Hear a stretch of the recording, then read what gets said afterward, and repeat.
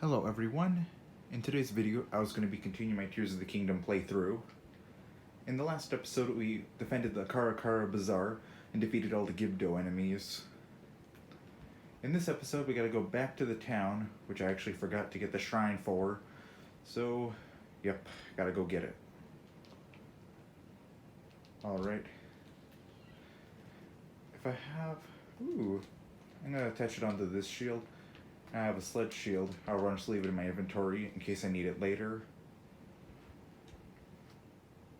This is part of the last dungeon quest that we need to do. And now we're in the sandstorm, which y'all can actually see the shrine over there.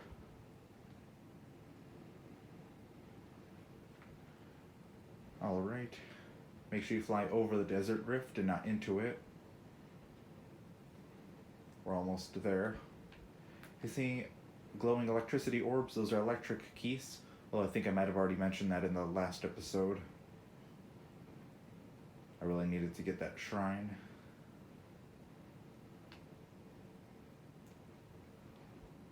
And there's an electric jelly. You can just shoot them to kill them. And then make sure you have your shield out. Yellow choo-choo jelly. It looks green in my opinion, or a lime green.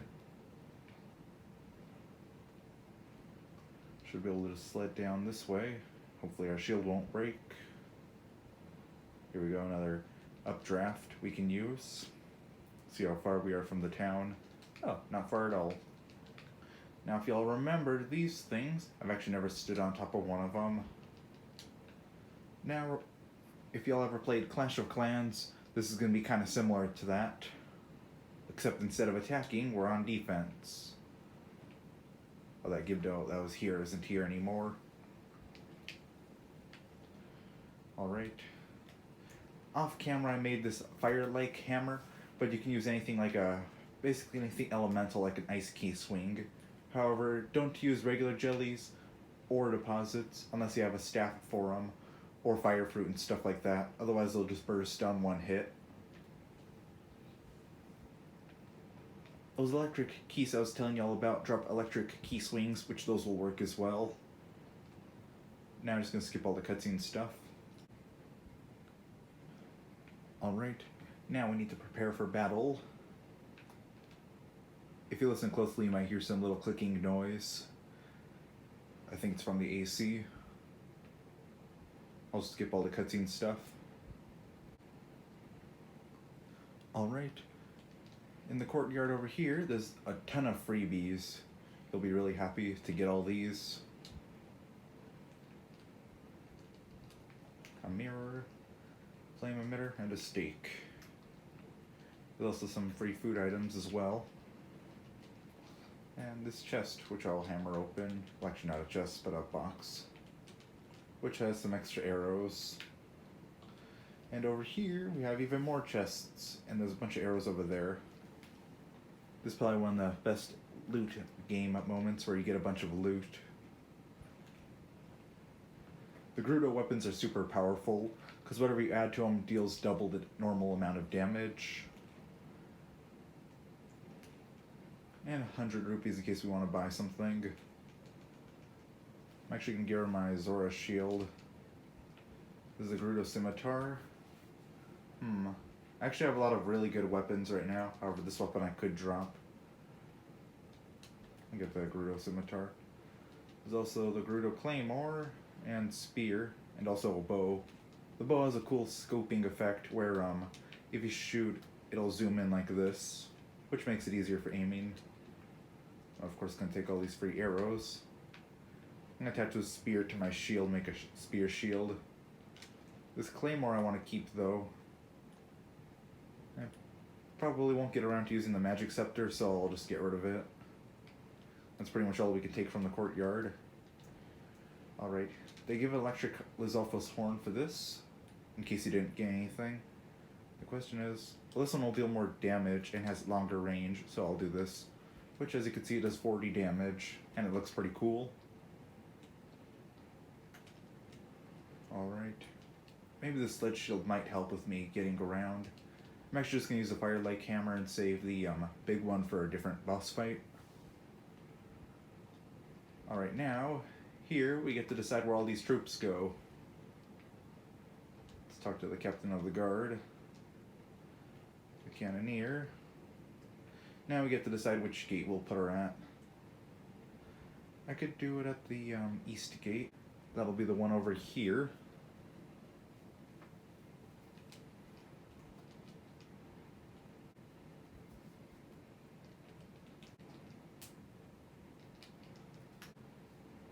You only get so many troops to do this, so keep in mind. You get one cannoneer squad, one spear squad, and one sword squad, so keep that in mind.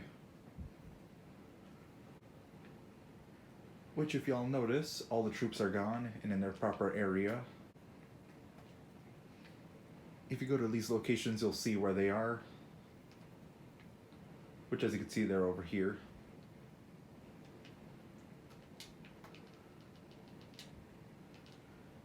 Something I forgot to mention while I was in the other courtyard is that I believe the player can build a barricade somewhere, which will slow down the enemies.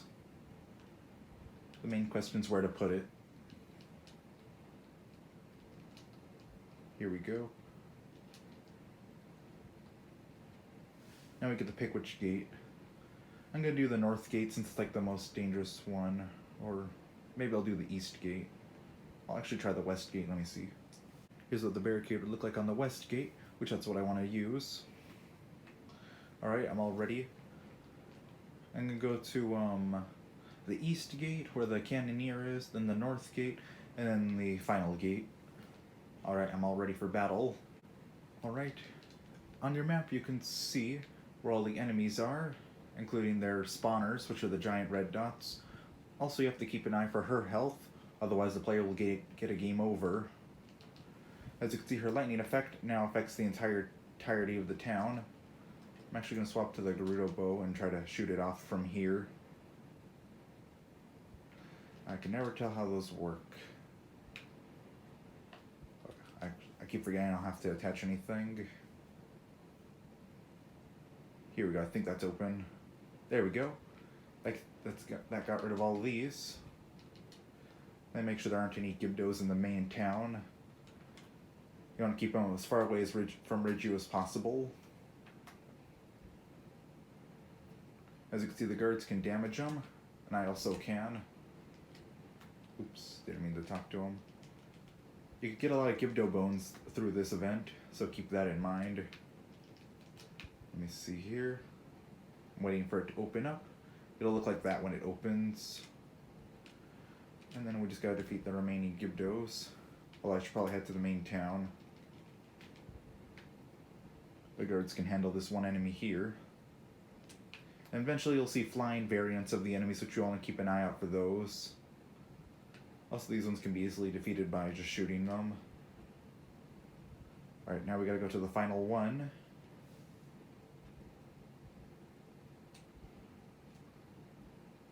As you can see, it's not so hard once you get the hang of it. Make sure you keep an eye on the sky in case there are any other Gibdos. And the bones make good arrow attachments, so that's why I'm trying to take the time to grab them all. That, however, is one of the flying variants I was telling you all about. They can quickly destroy Ridgeu if you don't do anything about it. Oops, I keep on accidentally talking to him when I'm trying to attack. There we go. Now, as last time, we gotta get rid of the remaining Gibdos. There's actually some of them right by the queen.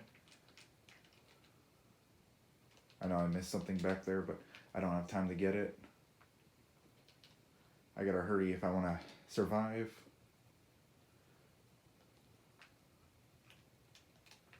Looks like they're dealing with the Gibdos. And that was the last one.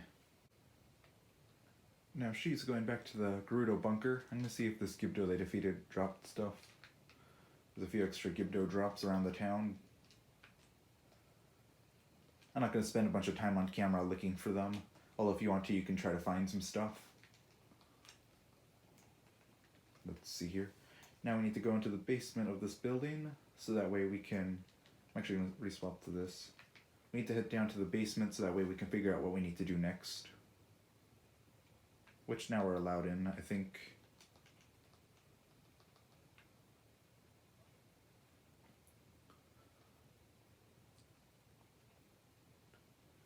Alright, I'm gonna skip all the cutscene stuff now.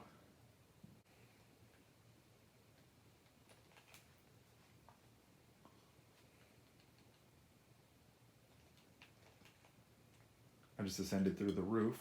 Basically, she just told the player what we needed to do in the form of a riddle. But something I forgot to do is get the shrine, which I'm going to do that right now.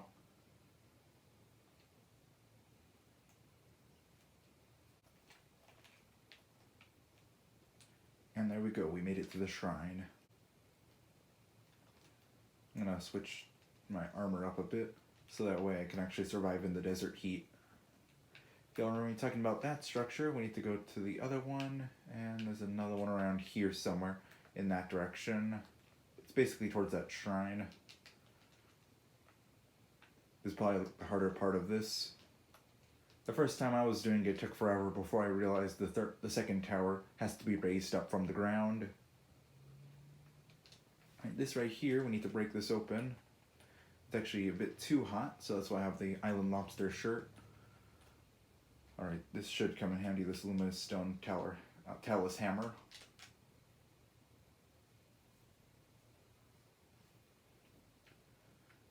Now we gotta head to where this light's shining. That's kind of our guide for this. Some of these moth gibdos. I'm not gonna worry about them. To make it easier on yourself, you can just go up on these updrafts and fly there. Well, you want to keep an eye out for ruins.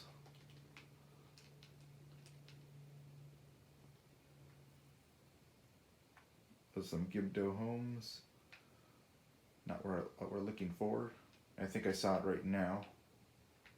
I think it's past this rock right here. Some more of these Gibdos. They actually have a bunch of free arrows that I'm going to take. Here we go. Here's the second ruin.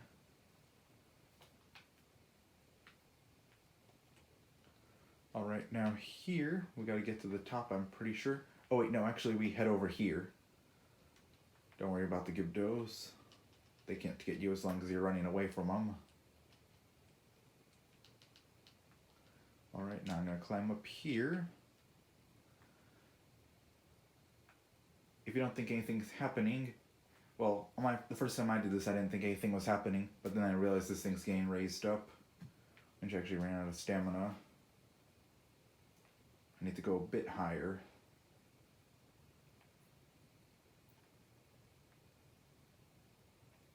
Alright. That's the second one. If you think the puzzle's complete at this point, it's not. You have to go to that third location.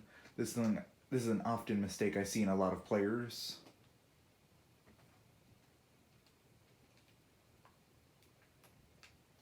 Although now the puzzle's starting to be more complete.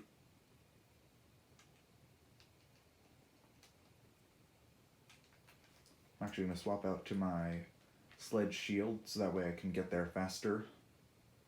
It's sort of faster, but not really. Well, maybe it is.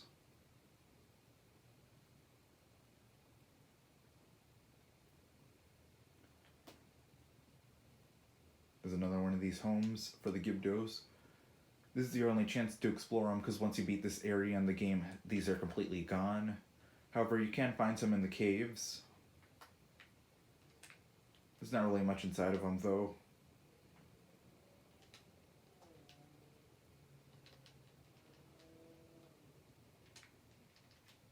If y'all see here, there's some arrows in the ground.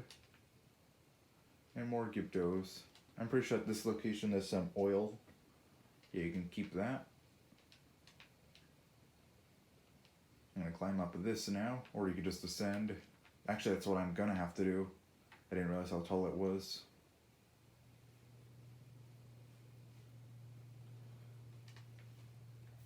Now, normally they'd want the player to do what they did last time, and I'll kind of give you all a little demonstration. If you look in here, there's hover stones. They want the player to carry these little sticks on the hover stones and go up this ruin up on that side part and basically to the way top. But I have an easy solution where you don't have to do this. You have to basically bring it up here and then bring it up higher. I'm gonna try to get as close to this as I can. If you can't ascend, then maybe grabbing one of those hover stones would be the better idea. I think I might have to. Yeah, I'm just gonna do that. Don't worry about the sticks though. These things I turned on by accident, which are draining my battery completely. Here we go. Now I just gotta wait for them to charge. Unless I just use some of my Zonai charges to repair and fix up the battery a bit. Basically, you could do what I'm doing, but with the sticks attached to them. Now we're gonna hop on here. Basically just repeating this. Oops. Oh, I can actually ascend from right here. And then from here you just drop the sticks onto here and then continue doing that. However, I'm not going to use the sticks because I have a bit of an alternative route for doing this.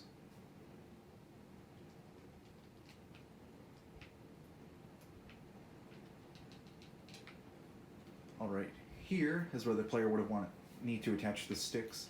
However, if you have a spear or just any weapon in general, you can attach it onto here like this and use the Ultra Hand to spin it around.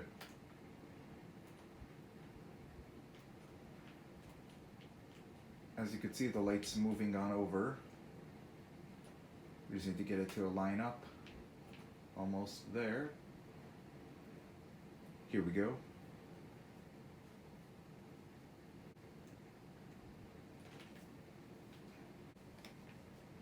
Now we can just get our weapon back and go to the center of that. When I get there, there's some more cutscenes that I'll be skipping, just to avoid some cutscene spoilers.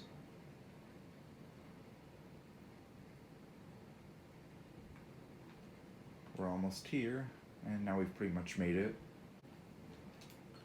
Now, here's where we're going to activate the dungeon. Now we got to use this. Now they finally give us the tutorial for this. Basically the exact same thing that we've been doing. Here we're going to want to prepare for a boss fight. So basically I'm just looking through all my resources. Make sure you have a lot of food for this boss fight. If I have any portable pots, which I do, I'm going to switch to my stronger armor. Oh, actually I'm fine. Oh, okay. Yeah, it still gets too hot. Well, I guess since I pulled it out, I'm still going to make what I was going to make. The hydro melons will provide you some heat resistance if you cook them. If the heat was super hot and I couldn't equip this armor, I was just going to do that instead. But in this case, everything's good. Now, time for the boss fight. Alright, now, we gotta shoot that big thing.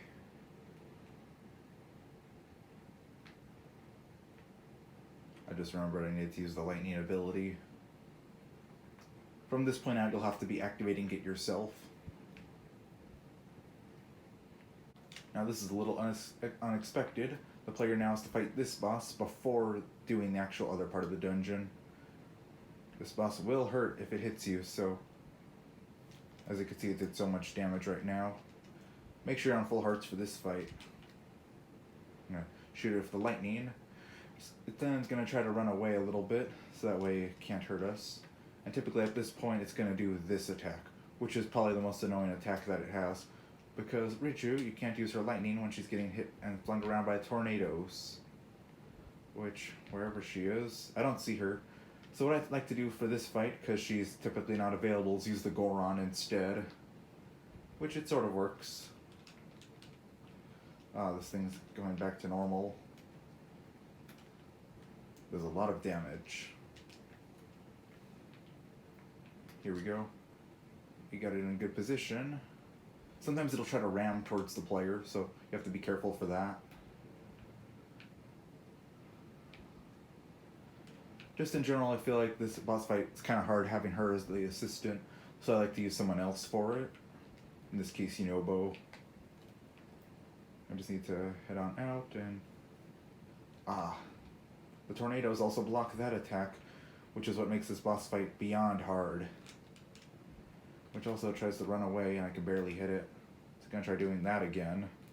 Which actually blocked it with the shield. So I'm going to shoot it again. And as you can see, it coated itself again. This is like a super hard boss fight. They don't make you fight this one to the end. They just make you fight it till it gets low on health. And by that I mean the midway point.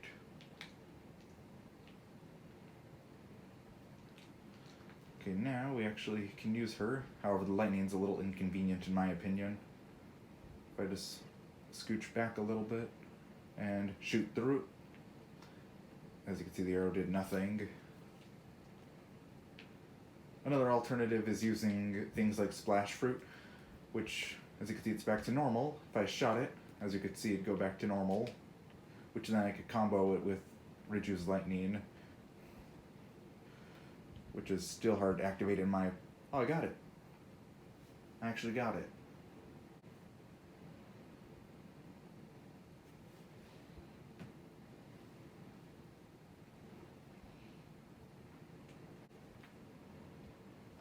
Now we just gotta activate the smaller part. But that's just a small part of the fight. Now we have to enter the dungeon.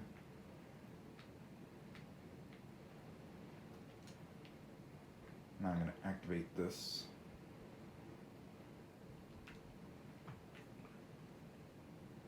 Now we have entry.